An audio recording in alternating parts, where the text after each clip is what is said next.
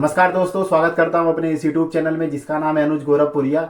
आशा करता हूं कि आप लोग कुशल मंगल होंगे और अच्छे से होंगे। आपका जो सपना है विदेश में नौकरी करने का, डेफिनेटली आप लोग पूरा करेंगे, अपने माँ बाप का नाम रोशन करेंगे और अपने घर परिवार को अच्छी सुख सुविधा देंगे। तो दोस्तों, आज का जो वीडियो बहुत ही इंपॉर्टेंट वीडियो है। आज के इस वीडियो हम लोग बात करेंगे रोमानिया एम्बेसी के वीज़ा इंटरव्यू के बारे में कि जब हम लोग रोमानिया एम्बेसी में वीज़ा इंटरव्यू के लिए जाते हैं तो क्या क्या हमसे वहाँ पर क्वेश्चंस पूछे जाते हैं और कैसे हमें उसका स्मार्टली जवाब देना है और क्यों हमारा जो वीज़ा रिजेक्ट होता है उसके पीछे असली रीज़न क्या है, कैसे हमें अपनी तैयारी करके रोमानिया एम्बेसी में हमें इंटरव्यू देने के लिए जाना होता है, क्या क्या इंपॉर्टेंट चीज़ें होती हैं। हर एक चीज़ में इस वीडियो के माध्यम से आप लोगों के सामने डिस्कस करूंगा। तो वीडियो को बिल्कुल भी स्किप मत करिए और वीडियो को पूरा एंड तक देखिए। जो लोग भाई नए हैं मेरे चैनल में उनको मैं अपने बारे में बताता हूँ कि मेरा नाम है अनुज, मैं गोरखपुर उत्तर प्रदेश से हूँ। फिलहाल अभी यूरोप रोमानिया में जॉब कर रहा हूँ। अगर आप लोग नए हैं चैनल में तो प्लीज़ चैनल को सब्सक्राइब कीजिए, वीडियो को लाइक कीजिए। आपका एक लाइक और एक सब्सक्राइब मुझे ऐसी मोटिवेट करता रहेगा जिससे कि मैं फ्यूचर में ऐसी इन्फॉर्मेटिव वीडियो बनाकर आप लोगों तक शेयर करता रहूँ। तो सबसे पहले बात करते हैं कि जब हम लोग रोमानिया एम्बेसी में अपना वीज़ा इंटरव्यू के लिए जाते हैं तो कैसे हमें तैयार होकर जाना है और क्या क्या चीज़ें हमें इंपॉर्टेंट ध्यान रखना है। तो बेसिकली भाई, जब आप लोग रोमानिया एम्बेसी में इंटरव्यू देने के लिए जाते हैं तो बिल्कुल भी चीज़ों को लाइटली मत लीजिए, क्योंकि भाई जब आप लोग वहाँ पर जाते हैं तो आपका हर एक चीज़ जो इंटरव्यूअर होता है वो नोटिस करता है। पहली बात तो जो इंटरव्यूअर होता है वो रोमानिया का लोकल बंदा होता है, तो आपकी पर्सनैलिटी, आपकी ग्रूमिंग, हर एक चीज़ को ऑब्जर्व करते हैं। तो जब आप लोग रोमानिया एम्बेसी में जाएंगे तो मेक श्योर भाई फॉर्मल कपड़े पहन के जाएं और अपनी जो हेयर है, वियर्ड है, प्रॉपर तरीके से उसको सेट करा के और प्रॉपर ग्रूमिंग में जाएं। ये सब इंपॉर्टेंट चीज़ें हैं। पर्सनल ग्रूमिंग बहुत इंपॉर्टेंट होती है जब हम लोग किसी भी इंटरव्यू में जाते हैं। और भाई अगर आप लोग यहाँ पर आ रहे हैं तो ये आपको बता दूं कि ये सेंजन कंट्री है और यूरोपियन यूनियन का एक बहुत ही रिस्पेक्टेड कंट्री है। जब आप लोग यहाँ पर आएंगे तो आप लोग खुद एक फील करेंगे। तो अब बात करते हैं कि क्या क्या चीज़ें हमें अवॉइड करना है। तो बेसिकली सबसे पहला स्मार्ट वॉच और स्मार्टफोन भाई एमएससी के अंदर अलाउड नहीं होता है, तो कृपया करके ये सब चीज़ें अपने साथ कैरी मत करें। पहले ही आप अपने रिलेटिव या फ्रेंड को दे दे या आप लोग उसको कहीं बाहर ही रख दे। ये सब चीज़ें अवॉइड करें, ग्रूमिंग पर्सनैलिटी में जाएं। तो जब आप लोग एमएनसी के अंदर एंटर करेंगे तो काफ़ी ज़्यादा वहाँ पर भीड़ रहेगी और काफ़ी ज़्यादा लोग मिलेंगे। लोग वहाँ पर आपको कुछ अच्छे भी मिलेंगे, कुछ बुरे भी मिलेंगे। तो आपको किसी की बातों में नहीं आना है, जो अपना ध्यान है, अपना जो केंद्रित है, फोकस करके कॉन्फिडेंट रहना है। क्योंकि कुछ लोग भाई वहाँ पर नेगेटिव बात भी करेंगे और कुछ लोग बहुत ही ज़्यादा बुरे भी होंगे। तो आपको किसी से भी बात नहीं करना है, बस अपना फोकस रखना है अपने माइंड गोल को, जहां आपको जो टारगेट है उस पर ही बस आपको ध्यान रखना है। तो जब आप लोग जाएंगे किसी भी काउंटर पे जाएंगे, जैसे मान के चलिए 2 पे जाएंगे, 3 पे जाएंगे, सारे काउंटर सेम होते हैं, कोई भी काउंटर बेकार नहीं होता है। जितने भी इंटरव्यूअर होते हैं सब सेम होते हैं। डिपेंड करता है कि आप इंटरव्यू कैसे दे रहे हैं। तो सबसे पहले जब आप लोग जाएंगे वहां पर इंटरव्यू देने के लिए तो आपके हाथ में आपका एजेंट एक फाइल देगा। तो फाइल को आप अपने पास लेके जाएंगे और जो वहाँ सिक्योरिटी गार्ड बैठा रहेगा आपको बताएगा कि कौन से आपको काउंटर पे जाना है। तो सपोज दैट आपका काउंटर नंबर 2 पे नंबर आया तो वहाँ पे जाते ही जो एक शीशे का ग्लास रहेगा और ग्लास के उस पार जो है इंटरव्यूअर बैठा रहेगा और इंटरव्यूअर और ग्लास में यहाँ पर आपका एक माइक लगा हुआ। तो सबसे पहले जब आप जाएंगे वहाँ पर तो उसको आपको गुड आफ्टरनून विश करना है, टाइम टू अकॉर्डिंग आपको उसको विश करना है। तो आपको बोलना है सर गुड आफ्टरनून सर। आप जो भी कुछ बोलेंगे माइक के पास में जाके बोलिए, क्योंकि जो ग्लास है ट्रांसपेरेंट ग्लास रहता है, उसमें कुछ भी आवाज़ बाहर नहीं जाती ना अंदर आती। तो ग्लास के जो माइक के थ्रू आप बोलेंगे तो सारी आवाज़ जो है आपकी क्लियर सुनाई देगी और पूरा उस आवाज़ को आप प्रॉपर तरीके से सुन भी सकते हैं और उसको बोल भी सकते हैं। तो सबसे पहले आपको उसको विश करना है और अपनी फाइल देना है। फाइल जैसी आप रखेंगे वहाँ ड्रॉर रहेगा और ड्रॉर से अंदर खींचेगा।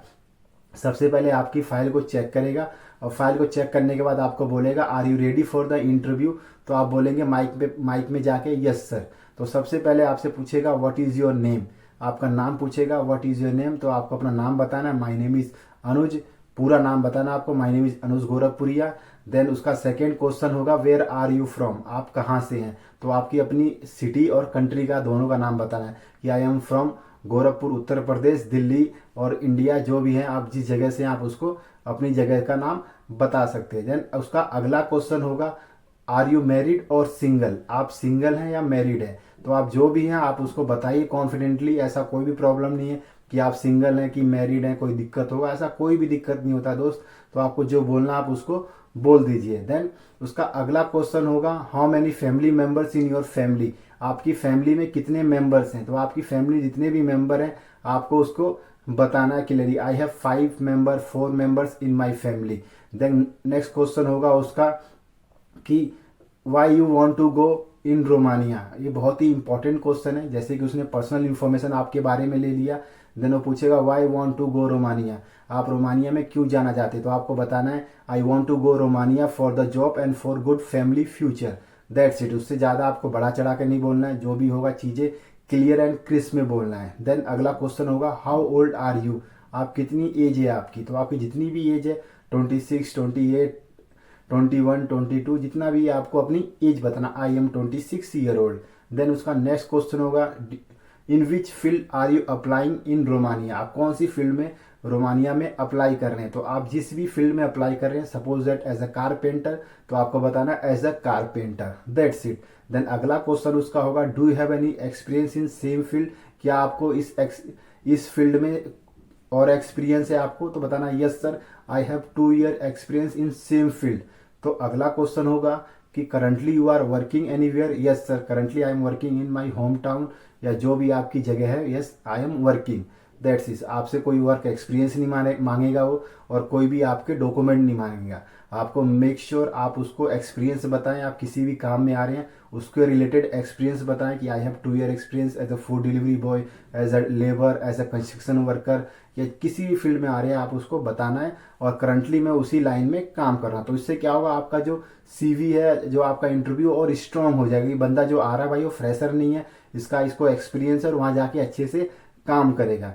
देन अगला क्वेश्चन होगा आपका where is your company located in Romania, आपकी जो कंपनी है रोमानिया में कहाँ लोकेटेड है, तो आपकी कंपनी जहाँ पर रोमानिया में आपको उसकी जगह के बारे में बताना है कि बुकारेस्ट हो गया, कॉन्स्टेंटा हो गया, ब्रासाबो हो गया, जो सी आपकी सिटी में है उस सिटी का आपको नाम बताना है। That's it. ये सब चीज़ें इंपॉर्टेंट बेसिक चीज़ें हो गया। देन अगला क्वेश्चन आपकी सैलरी के रिगार्डिंग पूछेगा how much your salary in Romania, आपकी सैलरी कितनी है रोमानिया में, तो आपकी जितनी भी सैलरी है 4,000 है, 5,000 ले है, जो भी आपकी सैलरी है आपको उसको क्लियर सैलरी बताना। माई बेसिक सैलरी, या जो भी माई सैलरी इज 4,000 ले, या डॉलर में लिखी हुई है आपकी या यूरो में लिखा है, जिसमें भी आपका सैलरी लिखा हुआ आपको उसमें बताना है। देन अगला क्वेश्चन हो गया उसका कि do have any friends and relatives living in any Schengen country और यूरोपियन कंट्री, तो क्या आपका कोई फ्रेंड या कोई रिश्तेदार किसी भी यूरोपियन कंट्री में आपका रहता है, तो आपको डायरेक्टली उसका आंसर नो बोलना है। नो इसलिए बोलना है कि अगर आप लोग यस बोल देंगे तो उसको माइंड में डाउट हो जाएगा कि ये बंदा वहाँ पर जाने के बाद उस कंट्री में चला जाएगा, तो आपको डायरेक्टली उसको नो बोलना है। देन अगला क्वेश्चन होगा who will be provide you food, accommodation and medical and everything to you, कि आप जब वहाँ पर पहुँच जाएंगे तो आपको रहने के लिए, खाने के लिए, मेडिकल के लिए कौन आपको देगा, तो सबसे पहले आपको बताना है my company will be provide to me everything what is required, जो मेरी कंपनी है मुझे सब कुछ प्रोवाइड करेगी, या चाहे फूड हो गया, चाहे अकोमोडेशन हो गया, everything my company will be provide. That's it. उससे ज़्यादा आपको नहीं बोलना है। देन उसका नेक्स्ट क्वेश्चन बहुत ही इंपॉर्टेंट क्वेश्चन है कि वाई यू चूज रोमानिया, आपने रोमानिया क्यों चूज किया जाने के लिए, why you choose Romania for the work. Then आपको अगेन वही क्वेश्चन जो मैंने आपको शुरू में बताया था उसी क्वेश्चन को उसने घुमा के बोल दिया कि I want to go Romania for the work and for the good family future. ज़्यादा आपको नहीं बोलना है कि I like Romania, I like the culture, I like the peoples, ऐसा कुछ नहीं बोलना आपको बढ़ा चढ़ा के। जितना आप लोग बोलेंगे आप उसी के सवालों में फंसते चले जाएंगे। जितना आप लोग क्लियर एंड क्रिस्प रहेंगे उतना ही आपको जो चीज़ें हैं क्लियर रहेंगी उसको भी, और आपको भी क्लियर रहेगी। जो ज़्यादा बोलता है वो उसको अपनी बातों में खुद ही फंस जाता है। तो जितना आपसे पूछे उतना ही, जितना उसको उतना शॉर्ट बोलना है आपको। देन उसका अगला क्वेश्चन बहुत ही इंपॉर्टेंट क्वेश्चन होगा how many years contract with your company, कि आपकी कंपनी के साथ कितना साल का कॉन्ट्रैक्ट है, तो आपको बताना 2 साल का। जो भाई अब आप लोग आएंगे तो 2 साल का TRC कार्ड बनता है, तो TRC कार्ड के बाद रिन्यू हो जाते हैं ये सब, तो आपको फिलहाल के लिए 2 साल बोलना है। देन अगला क्वेश्चन होगा कि if your contract will B over what you will do, when your contract will B over what you will do, मतलब इसका मतलब क्या है कि जब आपका कॉन्ट्रैक्ट ओवर हो जाएगा, फिनिश हो जाएगा, तो आप क्या करेंगे। तो आपको बताना है कि once my work contract will be finish I will be come back my home country, जब मेरा कॉन्ट्रैक्ट पूरा हो जाएगा तो मैं अपनी होम कंट्री में वापिस आ जाऊंगा। तो ये सब चीज़ें बहुत इंपॉर्टेंट होती है। जो जो चीज़ें होती है पर्सनल, आप जो चीज़ें होती हैं भाई बेसिक इंग्लिश में होती है, टूटी फूटी इंग्लिश में होती है। उनकी भी जो इंग्लिश है भाई सेकेंड लैंग्वेज होती है और हमारी भी सेकेंड लैंग्वेज होती है। बट जो बेसिक इन्फॉर्मेशन है आप अच्छे से पढ़ लीजिए, अपने बारे में, अपनी कंपनी के बारे में, नॉर्मल सी चीज़ें, आप कहाँ पर जा रहे हैं, किस फील्ड में जा रहे हैं, किस सेक्टर में जा रहे हैं, कितनी सैलरी है आपकी, फैमिली है क्या है, कंपनी का नाम क्या है, और एक चीज़ इंपॉर्टेंट चीज़, what is your company name. तो आपकी कंपनी का नाम क्या है, बहुत ही इंपॉर्टेंट चीज़ है। आपकी जो भी कंपनी का नाम है डैश डैश SRL, आपको अपनी कंपनी का नाम बताना है और किस जगह आपकी कंपनी रहती है, वो सब चीज़ें आपको बतानी है। ये सब चीज़ें बहुत इंपॉर्टेंट, जो मैंने आपको क्वेश्चंस बताए ये सब क्वेश्चंस मेरे से भी पूछे थे और हाल फिलहाल जितने भी इंटरव्यूज़ हो रहे हैं यही सब क्वेश्चंस पूछे जाते हैं। अगर आप गल्फ रिटर्नर हैं या कोई अच्छी कंट्री रिटर्नर है, आपसे 4 से 5 क्वेश्चन पूछ सकते हैं। अगर आप लोग फ्रेशर हैं तो 10 से 12 क्वेश्चन और उससे ज़्यादा भी पूछ सकते हैं। डिपेंड करता है कि आप कैसे उसका जवाब दे रहे हैं और आपके डॉक्यूमेंट्स कितने ओके हैं। बाकी इससे ज़्यादा कोई भी क्वेश्चंस नहीं पूछते हैं वो लोग। ये मेरा एक्सपीरियंस आप लोगों के साथ मैंने शेयर किया। लोग जो है मेरे से जुड़े हुए हैं, ये सब क्वेश्चंस के जवाब देके उनके जो वीज़ा रिजल्ट आ गया और बंदे लोग यहाँ पर आके रोमानिया में काम कर रहे हैं। काफ़ी सक्सेसफुल वीडियोस मैंने बना के यूट्यूब पे अपलोड करी है। इसलिए हमेशा मैं आप लोगों को मोटिवेट करता रहता हूँ। और एक चीज़ इंपॉर्टेंट, हमेशा भाई ग्रूमिंग पर्सनैलिटी आपकी हमेशा ओके होनी चाहिए जब आप लोग जाते हैं इंटरव्यू देने के लिए।